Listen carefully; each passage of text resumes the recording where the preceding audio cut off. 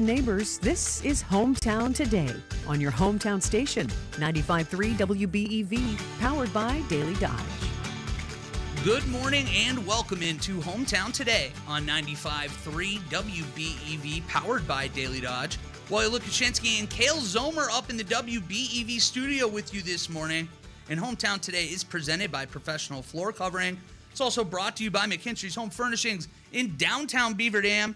Randy and his team over at Professional Floor Covering are here to help you design the perfect space. They have over 1,000 samples of carpet, LVP, hardwood, tile, area rugs, and window finishings, but it is so much more than floors. They have a wide selection of kitchen and bathroom countertops, cabinets, tile, shower inserts, and more. And we got to talk about the floors if it's Professional Floor Covering, because they have so many different types, styles, and brands of flooring. They've got that carpet, the hardwood you know I love, laminate LVP, tile, stone, area rugs, and Randy and his team, they'll come out to measure, provide suggestions on the type of flooring at those price points that meet your budget. Professional Floor Covering is an Abbey Design Center. You can find them at 713 Park Avenue in Beaver Dam or online at PROFLR.com. We have the Watertown players in this morning with us on Hometown Today, and joining us is Jeff Boyce, who's going to be co-directing the Christmas Carol play that's going to be coming up here in just about a month's time. And he's also an actor throughout the year, always seemingly involved, it sounds like, with Watertown players. And we have Blaine, who, it came to me after I walked upstairs. It was closer to a month ago now. I think it was. Time bleeds. Yes. I feel like I can't keep track, but we have Blaine Lindowski here, who's going to be acting in the Christmas Carol. And he's also going to be directing in something that we're going to be talking about a little bit later. That's right. That blew my mind anyways. But guys, first of all, thank you for joining me today, and I'm looking forward to hearing a little bit about what you guys got going on. Well, thank you. Thanks for having us. We're excited to come back out again and talk about our busy season. Oh, and it's busy. Yeah. I'm looking at this, even going through the calendar right now, and you guys just finished up Deer Camp, which we just talked about on the show a few weeks ago, and you don't even get a break. Nope. No breather, no rest for the wicked. You're going right into the next one, which is A Little Woman Christmas, which I think a lot of people are familiar with, A Little Woman. Can you explain, is that tie in with this Christmas Carol at all, or Christmas show at all, or how does that look? I'll let Blaine talk about that. Yeah. Yeah. So it's the same four women that you're, the girls that you know from the books, and they interact. The cool thing about this show is that it happens in the Octagon House in Watertown. So in the first floor rooms, the four rooms on the first floor. That's twisty. It is a tongue twister. Each room will have another part of the story, so you'll follow the four girls through each room. Every half hour, there's a new show, so you can come, get your tickets on site, and then have the benefit of seeing the first floor of the Octagon House, but then also enjoy a Christmas drama.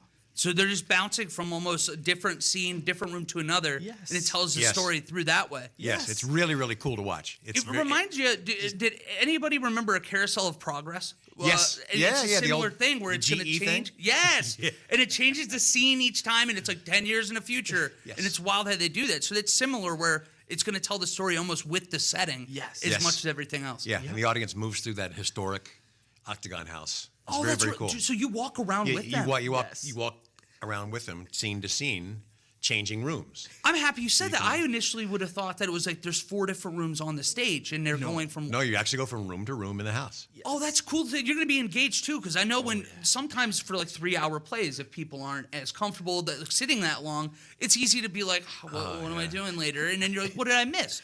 Absolutely. This is quick. This is probably, 30 minutes? Yep. Well, and it's even beyond that. You're engaged the entire time, too, because you're taking in so much with each walk around. That's a really cool thing, and it sounds like characters that a lot of people are already familiar with as well. Yes, absolutely. Well, that's exciting. So what role are you playing in this?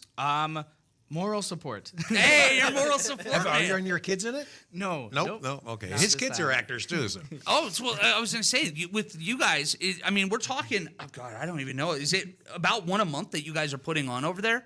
Watertown Players? Our fall season is stacked. Absolutely. This is crazy. I mentioned that you wrapped up the Deer Camp show just a little while ago. How does the overlap work?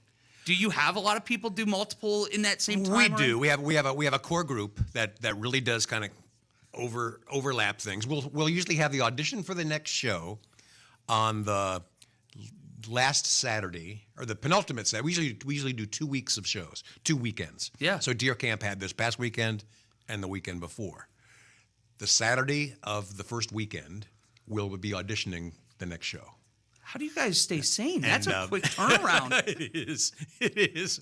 And I mean, I think a lot of it comes down to, I'm relatively new. I'm just in my second year, but a lot of it comes down to just a good board, of which Blaine is a part of, the board, planning, picking your shows, kind of knowing where it goes, and then you sit and you build your calendar. When did we do that? In July? July, yep. In July, kind of build the calendar for the next season, and you kind of stick with that, and everybody kind of gets it and knows where they're going to be. I had done about 4 or 5 shows in a row, and for this one, for Deer Camp, I kind of said, I think I may want to take a break. I'll take a playoff, coach. And because memorization and things like that, your brain sometimes just needs to shut down.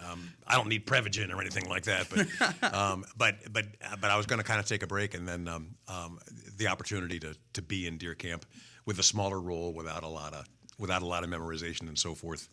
You can't stay away. Couldn't stay away. Hey, I don't blame you. Yeah, it's a great friends and colleagues and artists. Yes. It feels a great group of people. Every time that we have you in over there, it feels like a really tight-knit group and a hard-working one that's passionate about what you're doing.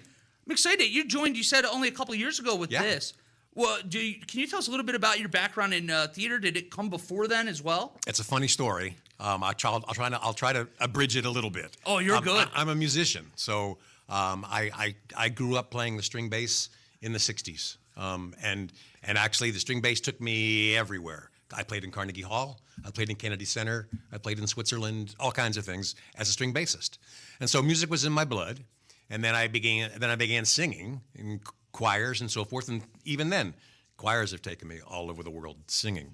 My son was in the 7th grade and got the part of Harold Hill in Music Man at his middle school back in Georgia. And when he got done, middle school kids, they rehearse for like 4 months, and then they perform for 2 nights. And then it's like, and it's see you over later. with, and they're Have a done for good the one. year. And so they work so hard, and then they just have 2 nights of performance. My son said, "Dad, I really love this. I want to do it again." So we found a community theater in one of the Atlanta suburbs that was looking for a 14-year-old boy for Father of the Bride. And so I took him for the audition on a Saturday morning, and I was just kind of sitting in the seats, and the director turns to me and says, "Hey, what are you doing here?" And I said, "Oh, I'm waiting for my son. He's auditioning up there." And she said, "Why don't you come down here and read?" So it's the first time I ever did it. I got up, went down and read. We both read for parts. We went home that night. We both got callbacks, which were that's the most exciting thing you can do. Yeah. Is when they call and say, "We'd like you to come back in." So we both came back in. But unfortunately, I got the part and he didn't. So it was okay. He was cool. He was very, very, he says, "That's my first time in community theater." Oh, good and for he him. kind of became like a stage manager and a mascot. He ended up doing dozens of shows at that theater through his teens and so forth. I ended up doing half a dozen or so. But I got the part of Mr. Missoula, the caterer, the wacky caterer, and I was bit by the bug. I was going to say, you had the itch. Yeah. Then you get bit by the bug, and it's you can't cure it, can you? No. Well, I'm happy you got bit. I know Blaine has been bit a while ago, too. For a refresher for people that might not have remembered over the last month, your history. Can you tell us a little bit about your background in theater? Yeah, first show in community theater was about 20 years ago. And after that, I went to college for dramatics. And from there, it's been about 75 shows. So Wow. 75 shows.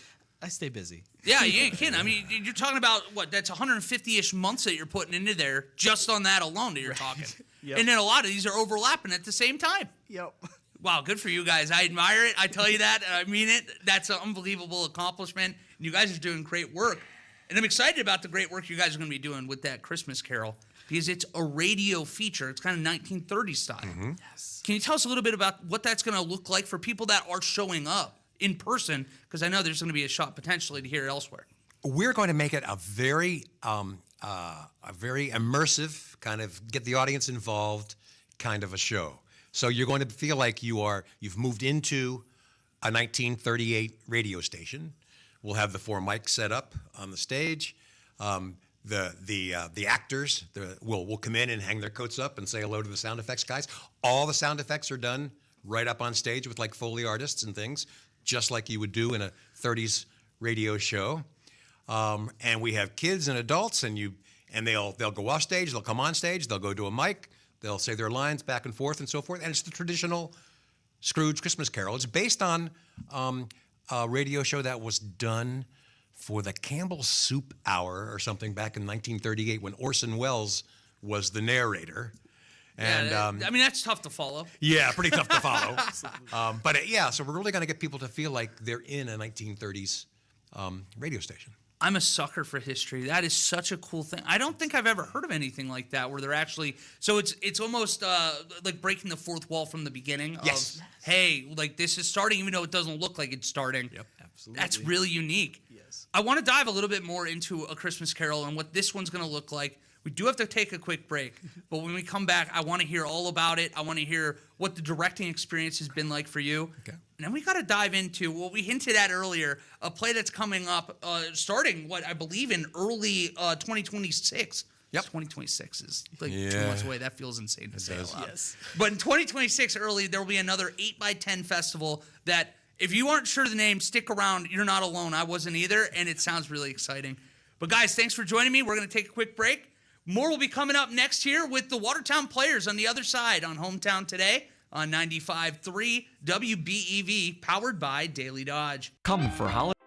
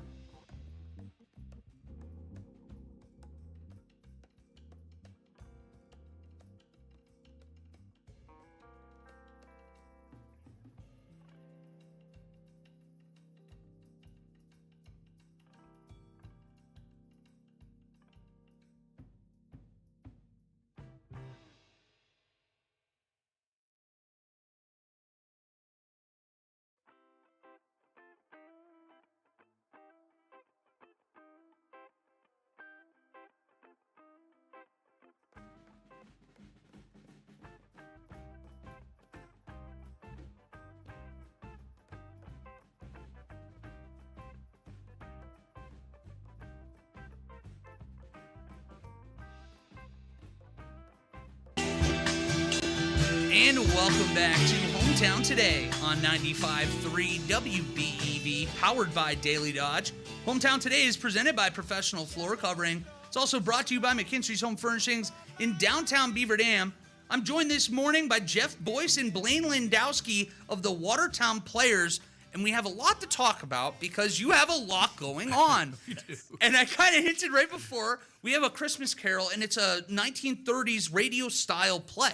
So this is going to be a little bit more unique. You're not going to be like seeing what you're expecting when you go out and see a Christmas Carol usually. Can you walk me through a little bit of what this will actually look like? You're saying people are reading scripts, and so if you were wanting to be involved with something down the road, keep your eye for things like this again too, because this sounds like it's going to be a fun opportunity to kind of get people in the door for acting. Absolutely. For those who struggle with memorizations and where they're supposed to be, this is a great chance. You get to keep your script with you, and you take notes, highlight everything you need to know, and you can just walk up and say your lines.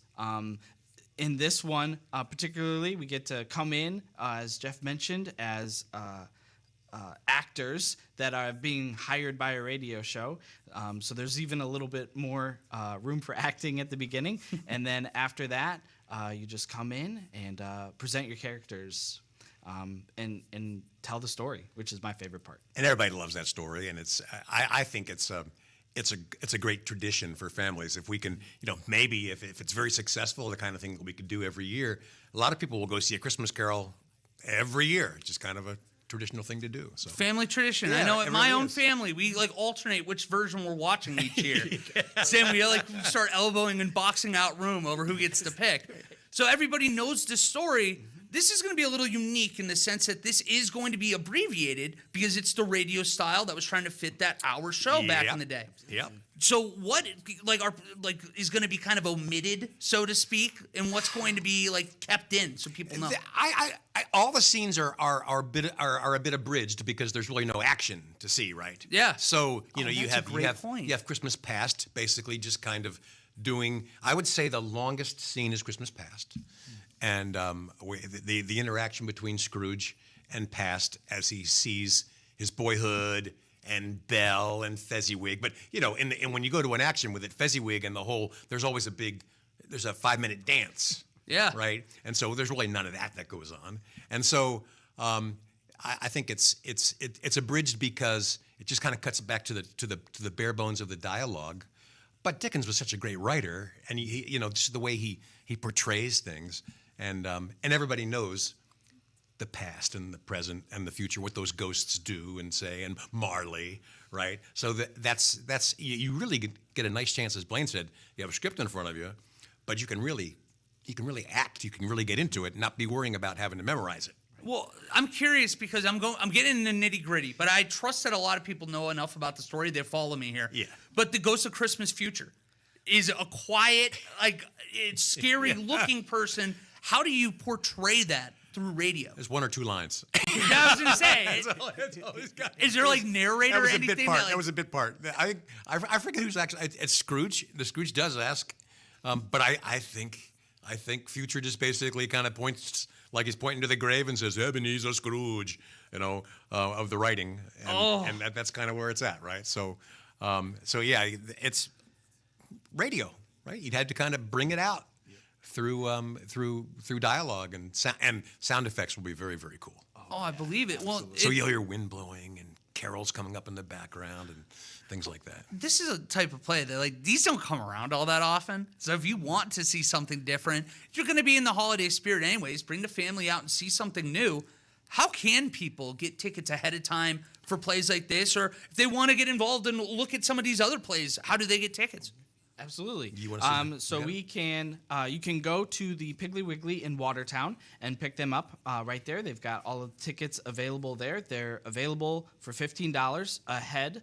Otherwise, come to the door at the market on the show date, and you can purchase them for $20. You can also call the box office number at 920-306-4364, and you can call and reserve tickets that way. You can pay via card as well. Oh, simplifying it. Yeah. And the theater is at 210 South Water Street. Okay, perfect. That's great to know, too. You want to make sure you're in the right place, Sure, you go to the right place. But, yeah, it's easy enough. Piggly Wiggly, they have a stack of tickets over there, and just $15, and you're all set. It's going to be the 12th, 13th, and 14th of December.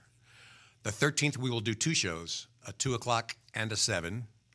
The Friday night, we'll do a 7, and Sunday, we'll do a 2. So 4 shows over 3 days. Nicely done. Spread it out. You get more people to get out the opportunity to see it too, different times. Yeah, throughout everybody's the so days. busy and stuff going on all the time. Yeah, So, going to Grandma and Grandpa's. Well, hey, maybe we sneak in the Friday show before we head out. Exactly.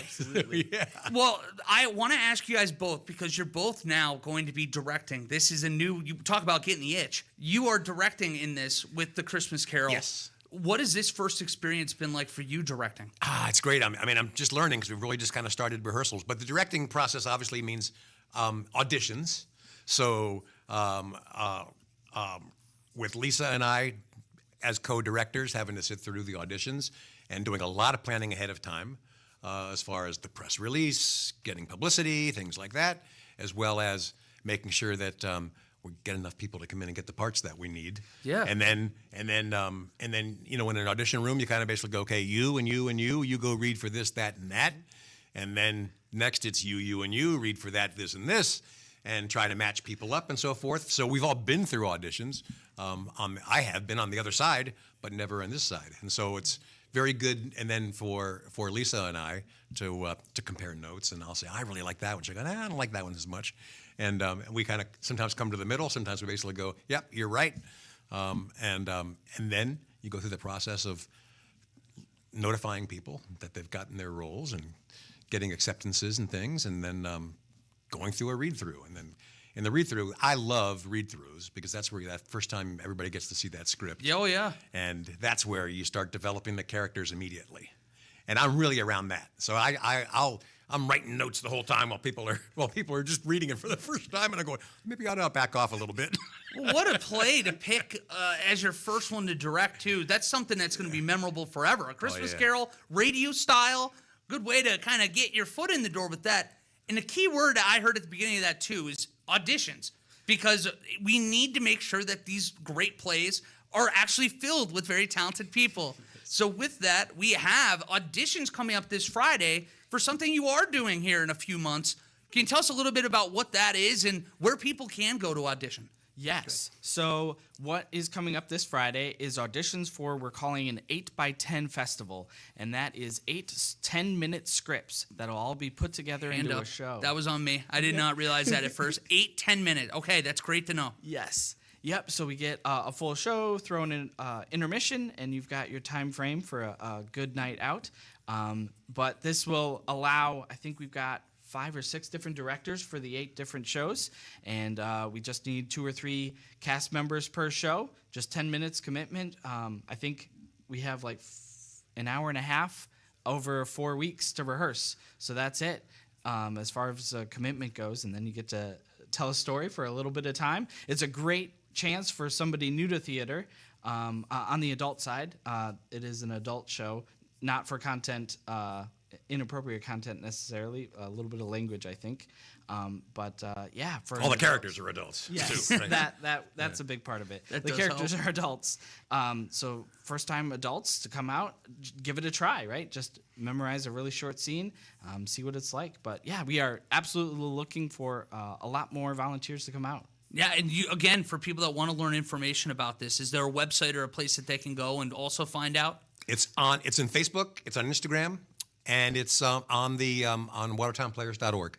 So easy you enough. go out and click on the audition section, and you'll see the details around that. But it'll be this Friday night from 6:30 till, what do we got?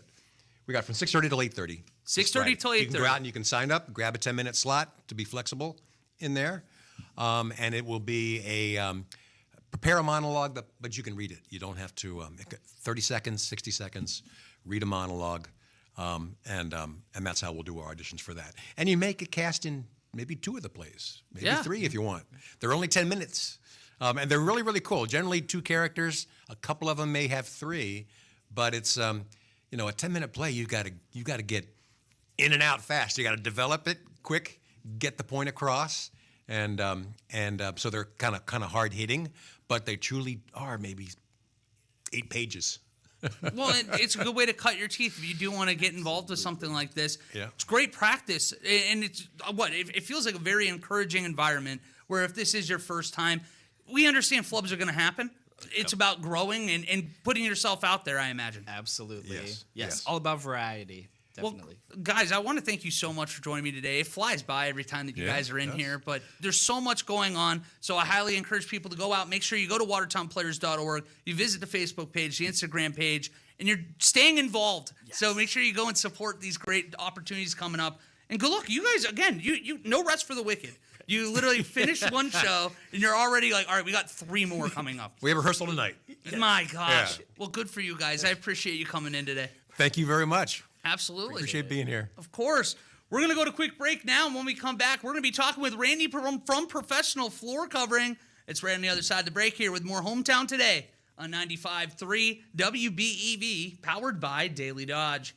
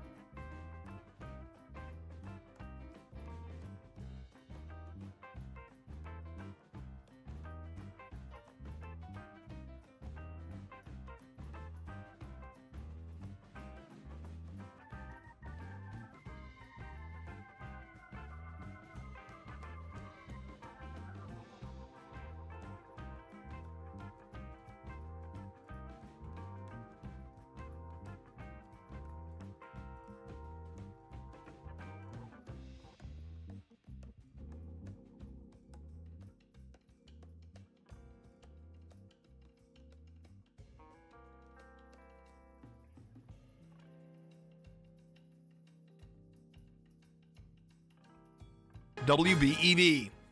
Hey neighbor, this is Randy, owner of Professional Floor Covering, welcoming you back to Hometown Today on your hometown station, 95.3 WBEV, powered by Daily Dodge. And welcome back to Hometown Today on 95.3 WBEV, powered by Daily Dodge. Hometown Today is presented by Professional Floor Covering. It's also brought to you by McKinstry's Home Furnishings in downtown Beaver Dam. I'm very excited this morning to be joined on the line by Randy over with Professional Floor Covering. And Randy, before I got a couple hard-hitting questions for you off the go. But before I get to that, how are you doing today? I'm doing good. How are you? I'm doing great. And Randy, I think all of Dodge County is very curious to know, what is your plate of choice at Thanksgiving? Well, prime rib would really be nice, but Ooh. I'm sure I'm going to have to settle for turkey. You don't settle for anything, Randy. We're going to get you a prime rib. I'll make some calls for you. I don't think I've ever had prime rib on Thanksgiving. No, we're going to make it happen But at it's some typically point. turkey. Okay. All right, typically turkey. And then my second hard-hitting follow-up question to that is, when you get into this time of year, when is the appropriate time for Christmas music to start playing? Before? Did you say the 4th? The week before. Oh, the week before Christmas. See, you're not. I didn't know that. I'm like, hey, there's a shot. Randy could be a November 1st person out here. Like, Halloween's over. He's whipping out, like, simply having a wonderful Christmas time. We need to get past Thanksgiving before you start that music. See, all right. Well, I'm a good. What I almost said Good Friday. I'm a Black Friday Christmas guy. So you know what? We can at least meet there in the middle. But you know what? I'll take this under advisement. I'll take it up the ladder. I mean, I've seen on Facebook a couple people with their Christmas trees up already. I'm like, you're kind of pushing the envelope a bit, don't you think? Well, my sister dresses up as a Grinch and has the Christmas tree up at like 12:01 on November 1st. It's insane. But that's why they have people like us in the world, Randy, to keep everybody on the rails. Yeah, I guess. Well, I got to ask you, with the holidays coming up, I know it's getting a little tight now for Thanksgiving, but what should people be keeping an eye on when it comes to your floors, your counters, your cabinets, when you do have all these big family gatherings? Right now is the time you need to be looking at it and saying, okay, I'm having all these guests over. I don't want them to think we live like a slob. Maybe we should change that. Or maybe we should get rid of that green and gold carpeting and go with something that's more in style. Was green and gold ever in style, though? Oh, yeah. Olive green, and then there was like a bright gold. That's some really old stuff. So if you've got that, you are in serious trouble. Well, how do you, look, I'm curious, this is kind of an off-the-wall question, too. How often do you see things kind of go in and out of style like that? I imagine it's got to be all the time. It's constantly changing. We've been with the grays for quite a long time. But gray is a good color. I mean, that's something that, it's a neutral color, so it goes with almost everything. Mm-hmm. You know, the browns and the beiges are another neutral. Those are always a great choice. When we buy stock, we typically buy them colors because they go with everything, and it looks good the longest. Well, I remember back in the day, we used to have this mauve carpet. They called it mauve, but it was like pink. Everybody was buying that stuff. Was insane. Wait, which one is just that? Just a few years later, oh God, it's terrible. What's that?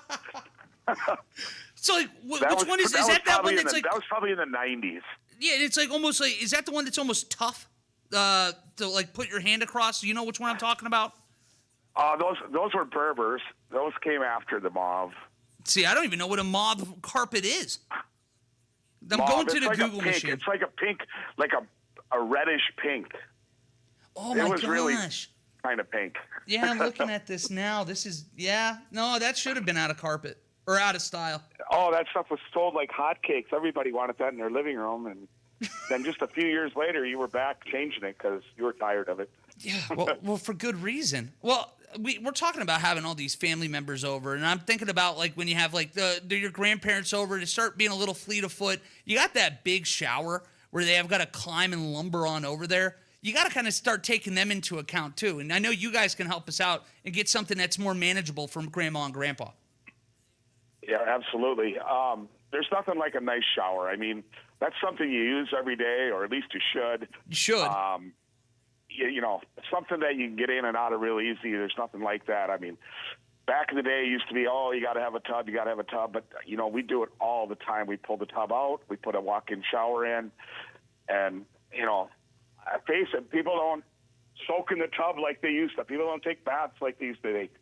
They take showers. Yeah. And the shower works really, really well. It's probably easier to take care of than a bathtub, and it's way easier to get in and out of. Well, when's the last time you've actually taken a bath, Randy? Because to be honest with you, it's been probably quite a while. I don't know. I maybe should. Yeah, you and me both. Maybe that says something about us. I don't like being in the bathtub. I'm like, what am I doing here? I'm just sitting in all the dirt. Yeah, I'm just sitting here in my own filth. I don't need that. Yeah, I like to see it go right down the drain. Yeah, I'm with you there. So yeah, make sure you go over there for the shower conversions too. But Randy, before we let you go, is there anything else going into the holiday season that people might be like, you know what, I can get to that next year, when right now is the time to get it? If you're thinking about, you know, maybe changing that kitchen out, you know, come the first of the year or something, right now would be a good time to start looking at planning that out. You know, we can get some designs drawn up, get stuff priced for you, and you know, and maybe have a start date of January or February. And I was going to say, you have a significant other that likes to cook. This is the time you throw a little greenage at it, and you can get some brownie points for a long time if you get a brand new kitchen over there. Oh, right. He might be a little late for this year, but you could certainly have it ready for Easter. Oh, you can open up that gift on Christmas where you open up the pack. Hey, by the way, look at the kitchen. It won't look like this in a few months. You're welcome. Right. Well, Randy, you're the man as always. I hope you have a great rest of your week, and looking forward to connecting with you before Thanksgiving next week. Oh, yeah, right. I will definitely call you next week. Sounds great, Randy. We'll talk to you later. All right, you have a good day. All right, you too. All right, we will be taking a quick break. When we come back, it's been a little while, but Kale and I got to tell you what's going on here in the Dodge County area, including a state championship bid that is coming up this Thursday. That's next on Hometown Today on 95.3 WBEV, powered by Daily Dodge.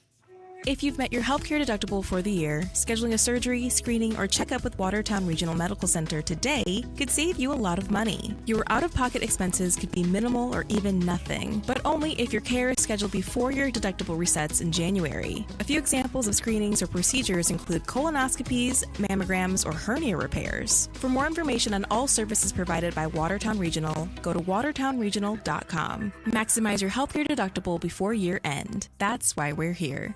Join us for our next Pack Attack party of the season, Sunday, December 7th at Tower Lanes in Beaver Dam.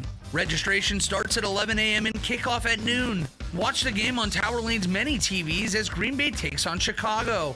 Register to win incredible prizes, including the McKinstry's Home Furnishings Best Seat in the House. Plus, a free light lunch at halftime, courtesy of Pizza Ranch in the Market at Beaver Dam. That's Sunday, December 7th at Tower Lanes. Check out DailyDodge.com for more. This season, the Bucks are going for it all. A game winner for the Greek Freak. Go inside the team's pursuit of a championship on Locked In, the new season of the Behind the Bucks podcast, narrated by Bucks legend Marcus Johnson. Hear from the team stars on why they think they can make history. It's all on Behind the Bucks on the Bucks Plus audio network. Behind the Bucks is presented by Gallagher, your trusted insurance broker and HR and benefits consultant. Available now on bucks.com/plus, the Bucks app, the new ESPN Wisconsin app, and wherever you get podcasts. Save big money on your dream kitchen upgrade with help from Menards. Clearview Cabinetry offers a selection of finishes made with the finest materials and built to withstand life's sticky messes. They provide features like soft closed doors and drawers and cabinet accessories to match your unique style. Save big money on Clearview cabinets and check out our weekly flyer on menards.com for more great deals happening this week. QBS Law in Beaver Dam and Mayville is a full-service local law firm. QBS's attorneys and skilled support staff are ready to serve all your legal needs with a personal touch. QBS handles personal injury claims, disability, litigation cases, business matters, corporate and business issues, criminal traffic and drunk driving cases, real estate transaction, probate, estate planning, and more. Call QBS Law in Beaver Dam and Mayville or visit them online at qbslaw.com. Hey, it's Randy from Professional Floor Covering. You're listening to Hometown Today on the 5,000-watt flamethrower on your hometown station, 95.3 WBEV, powered by Daily Dodge.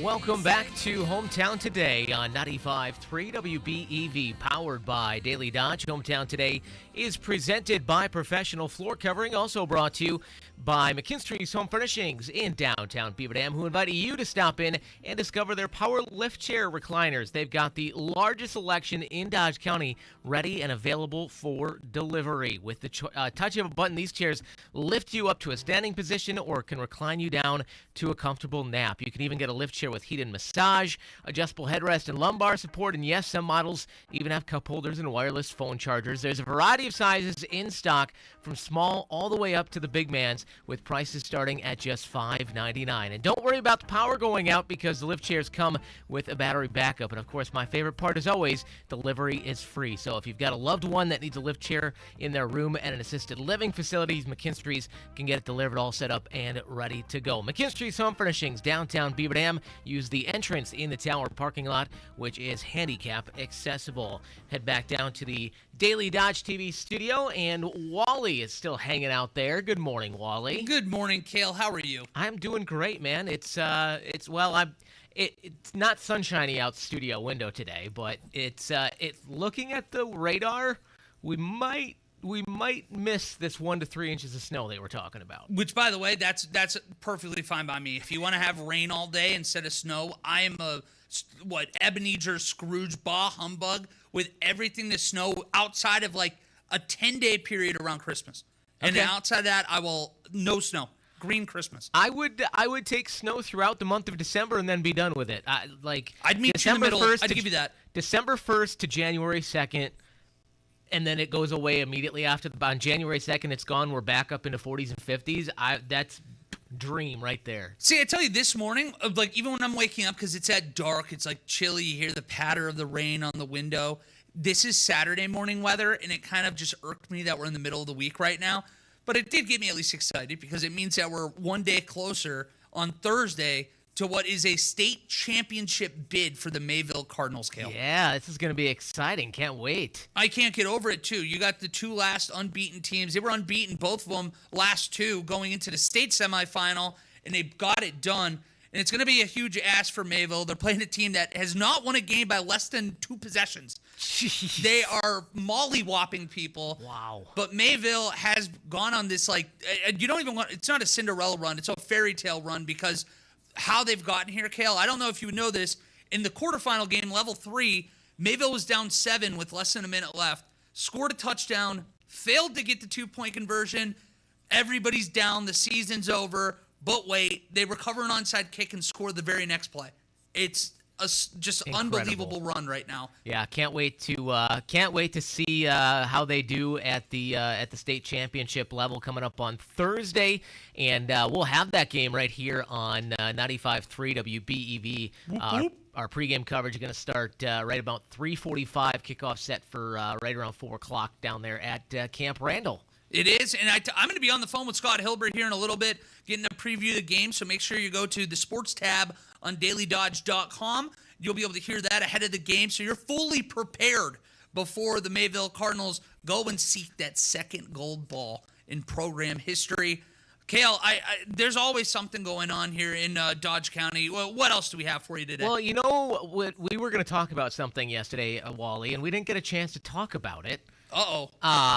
And I got to give a shout out to our community here, because this past Saturday, as you know, and many of our fans may know, here in Beaver Dam, we had a child that went missing, a 3-year-old nonverbal autistic boy that went missing on Saturday afternoon.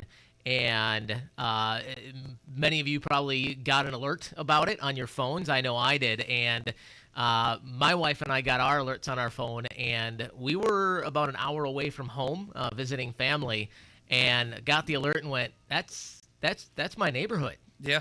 That's my neighborhood. That's close to home. And I immediately felt back. I'm like, really wish I was home right now so I could go pop out in the car, start driving around, and see if we can't find this young fella. And I thought, my heart hurt knowing I couldn't help. And I thought, well, you know what? We've got some security cameras. Let's keep checking the cameras, see if anything shows up. Well, I'll tell you what. I try to pop on about every 10 to 15 minutes, watch for a minute or two, go back in the history, see if anything pops up. Didn't see any a child on the camera. What I did see though, Wally, was every time I opened those cameras, what I saw was a community looking for that boy. Every time there was people walking up and down the block looking. There was car after car after car slow rolling down the street, clearly checking between houses. It was amazing. And I'll tell you, as a dad who lives in that neighborhood, who has an autistic child, man, did that make me feel good that community came out in force. I was a friend of ours that lives a block over from us, so lives in the same neighborhood, had posted about it later on in the evening, and I made a comment like, yeah, it was crazy. We were out of town. I kept checking cameras, and every time I check, I'd see cars slow rolling. And she put it really well. She said it almost felt like trick or treating without costumes. That's how many people were out looking. So, hats off, Beaver Dam. What an awesome job you did coming out and making sure this little boy was safe. And the good news is, found safe, tucked in his dad's truck. It happens. I'm telling you, I've had 3-year-olds 3 times. They can tuck themselves into a tight little corner, I'm telling you. Yeah, huge shout out to Dodge County, to Beaver Dam. I mean, there's a reason we love this place. It seems like if you give it a hug, it hugs you back. And a very scary situation ended very happily in this situation, and that goes to a large part because of that community immediately looking and trying to help. So that's a great thing. I'm happy you got to bring that up, Kale, because that was a culmination and kind of just a microcosm of what this area is. Yep. So very, very cool on that front. With that being said, Kale, is there anything else that we have to hit on today? I do want to mention in relation to that, if you didn't get the alert on Saturday, and if you didn't see this, the Dodge County Emergency Response Team posted, there is something called Rave that can get you signed up for local alerts like that. Because of how it worked and it wasn't a full Amber Alert on Saturday, not everybody got a notification. Interesting. So they had to use some different channels to try to get it to as many people as you could. We actually got it through our security camera system. But they highly encourage you to sign up for these Rave alerts. And if you want to find out more about that or how to sign up, our news department's got an article up on that today over on DailyDodge.com. So check that out. And before we get out of here, Wally, it is that time of year. I know a couple of hunters who have already been out in the woods, for bow season. Gun season's opening up very, very soon here, and we've got the Big Deer Hunters Contest returning on DailyDodge.com, brought to you by Seed Extreme and Leroy Meats, November 22nd through the 30th. So mark that down, the 22nd through the 30th. If you're a hunter, you'll be able to submit your deer to our Deer Hunters Contest. You'll fill out a little form on DailyDodge.com on the contest page, and then you'll upload a picture of your deer. And then December 4th through the 11th, our fans will vote for their favorite. We'll have a first and second place for adults, and then a first place for the kids, for youth under the age of 18. So you can check out all the details on that over on the contest page, DailyDodge.com. Big thanks to Seed Extreme and Leroy Meats. Heck yeah, huge thanks to them. And the opportunity to win win something, and then at the same point, you're going to flip around and fill up that freezer. Exactly. That's a win-win if I've ever heard of one. Well, that's going to wrap us up today for Hometown Today. We will be back same time, same place tomorrow with another edition right here on 95.3 WBEV, powered by Daily Dodge. Join ESPN Beaver Dam's Corey Sparks